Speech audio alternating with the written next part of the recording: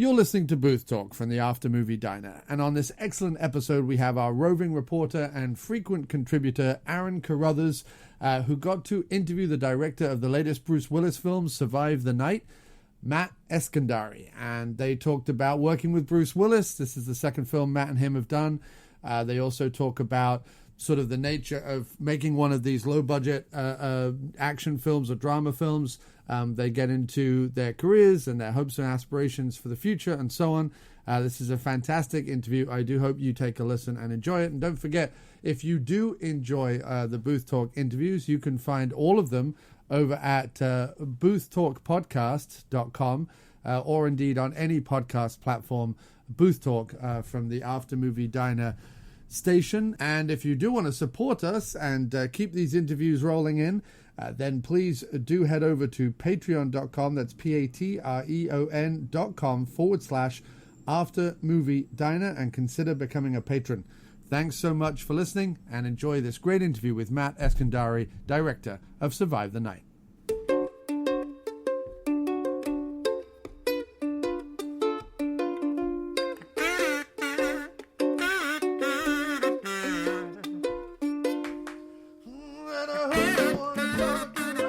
Hello, Mark. How you doing, sir? Not bad. How are you? Very well, thank you. Cool. I'll tell you right from the start, I'm Scottish, so if I speak to Scottish, you let me know if you understand me. No worries. That's awesome. Love it. Wait, are you literally in Scotland, or where do you live? Yeah, in Scotland, in southwest Scotland, a place called Stranraer. Okay. About 17 miles away from Glasgow. Okay. Awesome. Love that. How's everything? How's everything there right now with the whole pandemic? Well, we've had no deaths in the last 7 days. Oh, great. That's awesome. So potentially it could, if long people behave, then hopefully things might go back to normal. Yeah, that'd be nice. Yeah, they had to shut us down again in California. So I was going to ask you whereabouts were you based? Yeah, Los Angeles, and things were going better. They opened up, and I thought we were going to go back to a little normalcy, but I guess cases are back up, and now we're locked indoors again. So kind of safe. That's the best thing. Yeah, definitely. It's good to get back, but it's just kind of frustrating that we can't get this under control. No, not yet, but I think it will happen at some point. Hopefully. Yeah, no, totally, I agree. Okay. Hope so. Thank you very much for letting me the opportunity to talk with you. It's a pleasure. I'm a fan of your work. I really enjoy Trauma Center and I really enjoy Survive the Night. Awesome. Thank you for watching this. Have you seen 12 Feet Deep? No, not yet, because I'm obsessed with Bruce Willis. So I even got a whole big collection of his films as well, Bruce Willis. Oh, okay, cool. Yeah, no, totally. 12 Feet really opened up a lot of doors. It was it's about two girls trapped in a pool, and I think you dig that one. It's a cool contained thriller. Yeah, I like my horror films too. So, and I see Tobin Bell's in that as well. So yeah, I'll have to track it down. Totally, yeah. It's not necessarily a horror film, I'll be honest, and he only has a very small role, but he's I play with his sort of the conventions of that in the story, so you'll see him and check it out.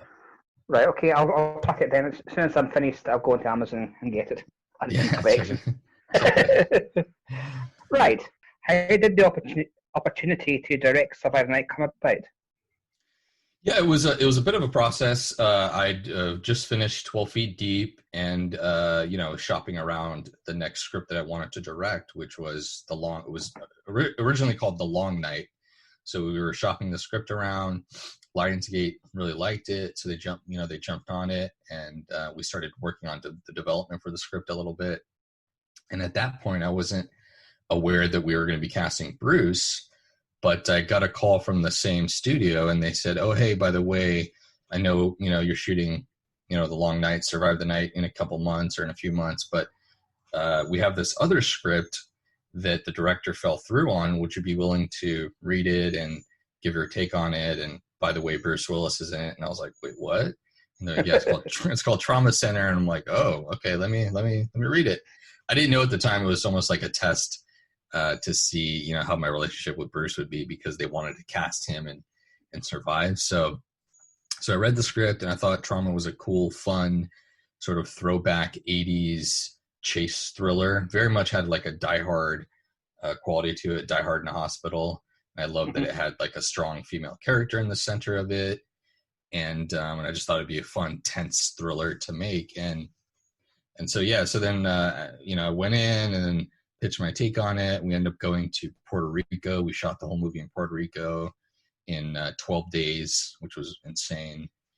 And that was my first chance getting to work with Bruce. And it was a learning experience too, to see, okay, so how do we because you only get to work with, in these kind of genre films, you only get Bruce for a certain amount of time. So it was sort of like a learning process to see how I was able to maximize that shooting time and get the most out of Bruce for the next film. So it was, once we finished Trauma, I came back, finished post, and then went right into pre-production for Survive the Night. Okay. Do you know that actually Trauma Center reminded me of a film called Visiting Hours? What was the film? Visiting Hours. Oh, Visiting Hours. Oh, okay. Is that like a classic film? It's a Canadian horror film with Lee Grant in the lead. It's all set in a hospital. She's being harassed by Michael Ironside and William Shatner's in it as well. Interesting. I might have to check that out. Visiting Hours, huh? Okay. Okay. I might have to check that out. What other films or other forms of media inspired your approach to how you filmed Survive the Night?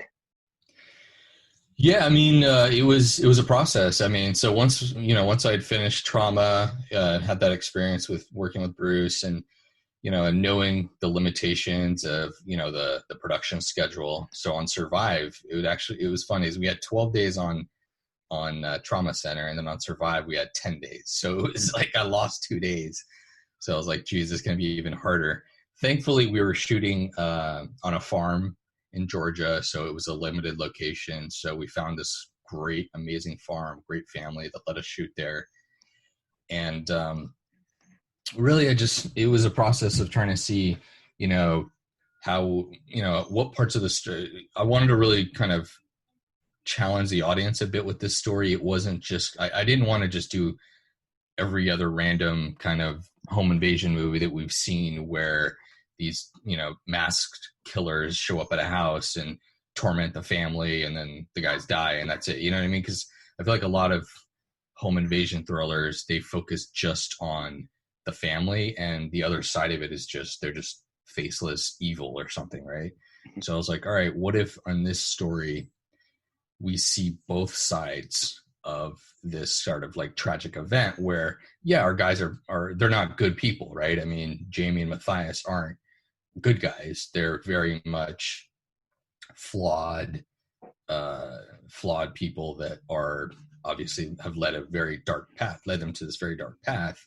But at the same time, I want to force the audience to kind of not necessarily empathize, but at least just kind of look at it from their angle a little bit and kind of explore the story from that side of it, just to see, how far these two families are willing to go to save the ones they love. So that was really part of the process, was kind of challenging myself as a filmmaker to tell a story in a different way and add some layers to a kind of story that we've seen many times before. Yeah. Well, my next question was about the shoots. So we just talked about the shoot. What was the biggest challenge you faced during production? Was it the schedule? Yeah, I mean, honestly, it was. I mean, it's shooting a movie in 10 days. It's more of just a physically and mentally draining experience, because as a director, you're forced to really maximize every second of shooting time. There's no time to second guess yourself. There's no time to, try something weird or different, or what would happen if there's no time for that.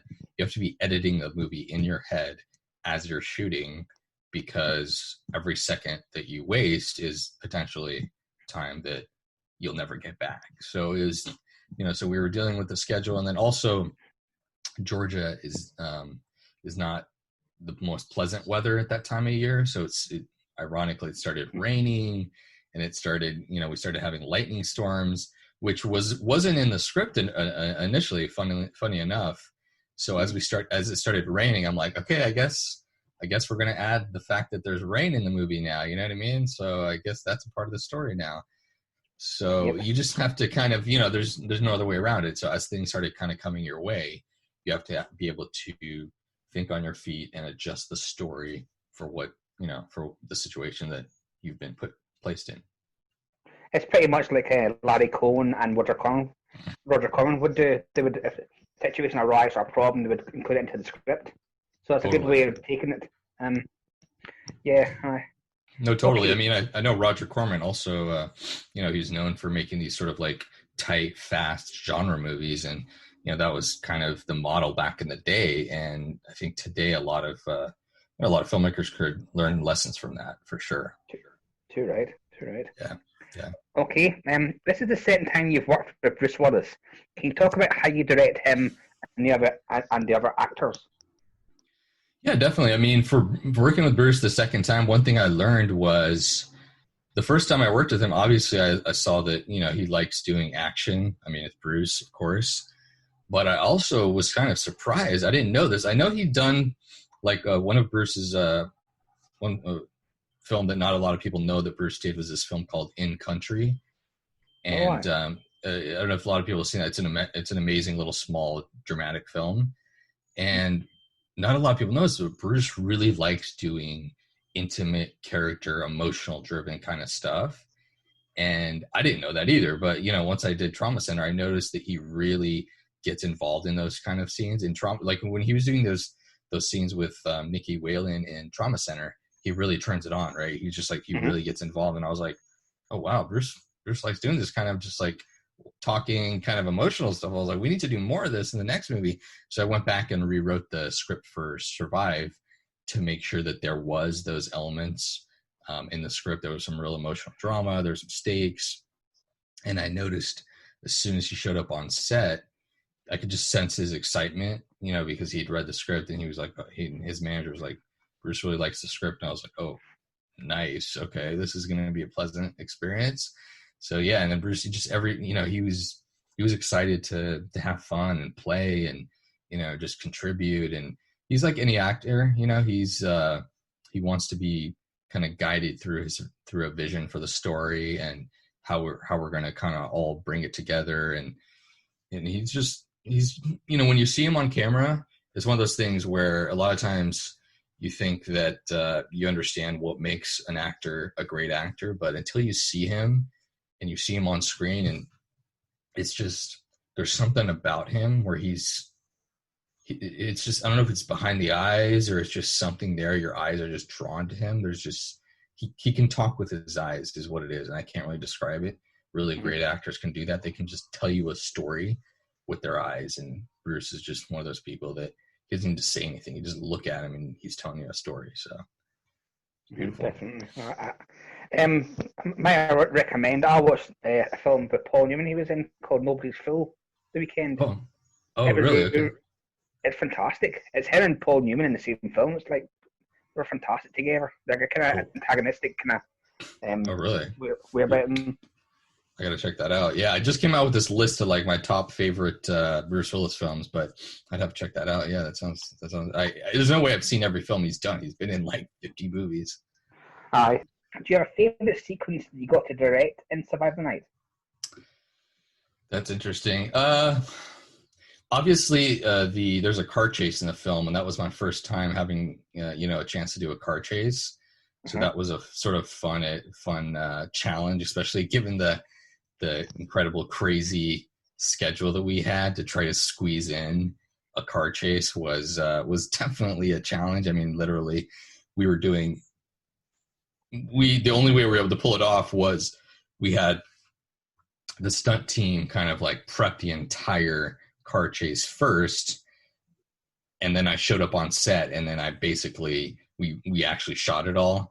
So and it started raining while we were doing it, so it turned into this thing. But that ended up being a lot more fun, and I thought, and I was sort of surprised how well it kind of all cut together and added a nice little jolt of energy to the film at the right time. So I thought that car chase really helped, because there's a lot of kind of dramatic moments in the film and a lot of just character moments, and it was nice to have something in there, just that jolt of adrenaline at that point in the story, and I thought it really helped that sequence. Okay. Is there much involvement from your producers in terms of how you direct the film? And this is the type of film where you can have final cut. Is it just like? No, definitely not. I don't have final cut yet, so it's one of those things. But it's but it's a process, because ultimately, on a film like this, even though I don't have final cut, it's a back and forth with the producers in the studio, and it's not like I turn in the film and then be like, all right, guys, let me know when you guys are done with it, when you guys edit it all together, and I hope it's cool. No, it's a process. They'll come back to me with notes. I'll go back to them with why I think this thing shouldn't be cut, and it's a back and forth. And if I can justify things and elements in the story, then they're all about that. You know what I mean? Like, they're like, all right, man, yeah, you're passionate about that one moment. I get it. We're going to keep that in there. And honestly, it's helpful getting notes from executives and producers sometimes, because you're so into the film that you sort of lose objectivity. And by the time you're done with that, that director's cut you turned in, you want to get an opinion. You're like, does this story make any sense? Does it work at all? You know what I mean? So it's actually refreshing to get, another perspective. And I trust the, the producers. I mean, they've made a lot of films. I mean, they're storytellers too. Mm-hmm. They, I wouldn't be working with them if I didn't trust their creative choices, So, they've done plenty of films, so they know the same process. So it's definitely, it's a back and forth, and ultimately the final cut of the film is a cut of the film that I'm proud of, and you can call that director's cut, because ultimately that's kind of what it was. There wasn't a lot of changes. Yeah. Okay. Why is there a certain snobbiness to the action movies that you direct? The kind of genre B movie type. Mm-hmm. Why do you think there's a snobbiness? Because I feel a lot of time, Bruce is just doing this film for the money, blah blah blah. But it's not. Genre film is entertaining, and it does have a place amongst art films as well as. Totally. No, I mean, that's the thing is, a lot of times we live in a sort of world now where everything has to have some sort of political message or something, and sometimes it's like, look, sometimes it's not about the current day political messaging in a story. Sometimes it's just about an entertaining story with timeless classic themes. You know what I mean? Like, with our film, at least, it's a father-son story. It's about family bond. It's about, how far you're willing to go for the person that you love. I mean, there's a lot of like timeless themes in there, and those are the kind of stories that I tell, right? I mean, I'm not necessarily trying to tell a story that is specific to this moment, which a lot of times those type of stories, they date really quickly because it's something that only resonates with people right now on Twitter or something. You know what I mean? It's like, oh, okay, cool. Everyone on Twitter is bitching about this, so let's make a movie that is around this specific thing. So that's not the type of stories that I tell, and it's not the type of things that I connect to as an artist. And I know that there are artists that do, but for me, that's just not it. And specifically with the action genre and with the film genre that that I'm in, it's also it's challenging. I know Bruce, and over the last few years has made some films that that aren't that great, and I think the film journalists or the critics instantly, as soon as they pop in the film, I feel like they're just already prejudging it, and they have this like bias towards it where they're like, oh, it's just Bruce, he showed up for a day and let me see what like, no man, just watch the film, like give it a chance first, before you judge. And see, this is something different. And I feel like a lot of times that kind of stuff with time, that sort of like bias disappears. And I'm hoping that maybe in 10 years or 20 years or wherever, maybe people will look back and judge a film without that sort of bias, so they can look back and see like, oh, what were these, Bruce did like 20 movies at the end of his career, and which ones were good and which ones were actually interesting. And hopefully this will be one of those where they'll look at and be like, oh, wait a second, that was a little gem. Like, whoa, this is interesting. Bruce is actually in like 50 minutes of the movie. He's got a character arc, and it's an interesting story. So I'm hoping that without that bias, that hopefully in the future people can kind of look at it with fresh eyes. I think he reminds me of Charles Bronson, kind of later Charles Bronson. There were some terrible films in his filmography, but there was some gems in there as well. Totally. But yeah. Well, thanks very much. Where did your desire to work in the film industry come from, and what are your favourite films and directors? Yeah, it's a great question. It's one of those things where I went to, I wasn't sure necessarily I was going to be a filmmaker, but I went to film school. I went to USC in college and for college, and I studied film. I kind of just started like getting involved and took some introduction classes, and then I realized, oh wow, this is what I want to do. This is my passion. And then really from there, it was, it was an exploration process where I started kind of shooting shorts and learning about my voice and how I tell stories and what kind of genres I connect with. And, and there's so many directors that have inspired me over the years in their films. I mean, everything from John Ford to Kurosawa to Spielberg, to Tony Scott. Tony Scott's one of my favorite directors of all time. I mean, I can watch, like Top Gun and Man on Fire, Domino. Like, I love Tony Scott. So it's funny is I actually interned at his company while I was at film school at RSA Films. So, it's just one of those things. I mean, as a filmmaker, you have, other filmmakers and directors that inspire you, and you definitely take little bits and pieces of their style, and subconsciously you incorporate that into your own film language for sure. Mm-hmm. Well, I was at film school. My inspirations were Sam Raimi, Sam Peckinpah, and Ridley Scott. Oh, I love them. Oh yeah, I love them all. Like, to me, Gladiator is a perfect movie, flawless, untouchable. Such a good movie. Yeah. Okay. What movies are you currently working on, and what can we look forward from you?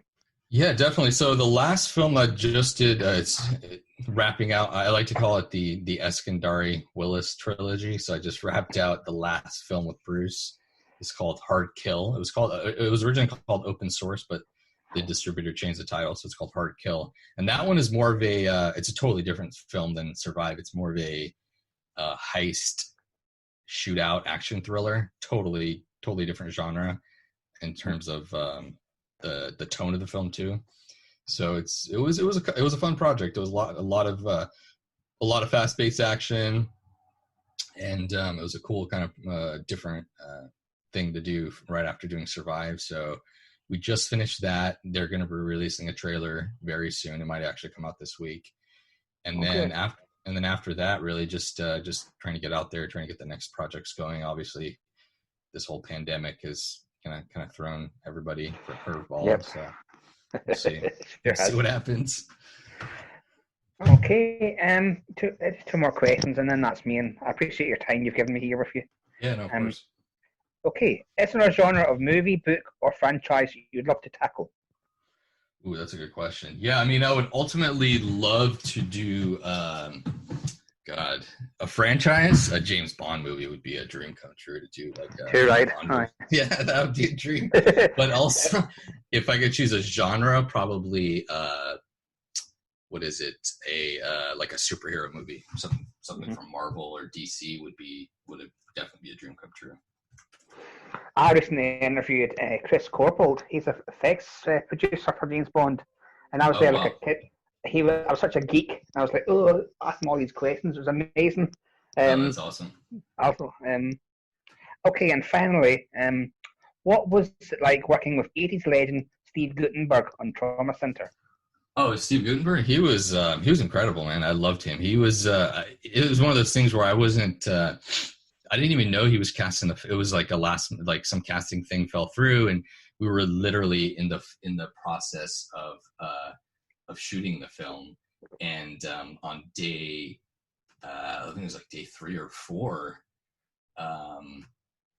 he shows up and they're like, oh, you're working with Steve. We cast Guttenberg for the role of the doctor. And I was like, Steve Guttenberg, like Police Academy? Like, wait, what? So he shows up on set, and I'm like, oh my God, it's Steve, so we really hit it off. He's an awesome guy. He's when you meet him in person, you can tell why he's just like a funny person. Like, he's just always joking, and I'm like, he's just making me laugh, and I'm like, okay, I get why this guy's like a comedy acting legend. I mean, you're just around him and he's making you laugh. I mean, some people are just gifted, you know what I mean? So he's talented. Love that guy. Yeah, I think if I was to ever meet him, I think I'd ask him to sign my DVD of Can't Stop the Music. Yeah, no, totally. It's a terrible film, but it's really cheesy. I like it. Yeah, totally. Okay, well that's me done. Thank you very much, and I wish you all the best with your career and the rest of your work. No, appreciate it. Thank you so much, Aaron. It was a pleasure to chat. Thank you for for the reviews on the films and give me a chance to talk about the process. No worries. Thank you very much, sir. Thank you. Have a great day. Thanks. You too. Stay Thank safe. you, now. You Bye. too. Bye.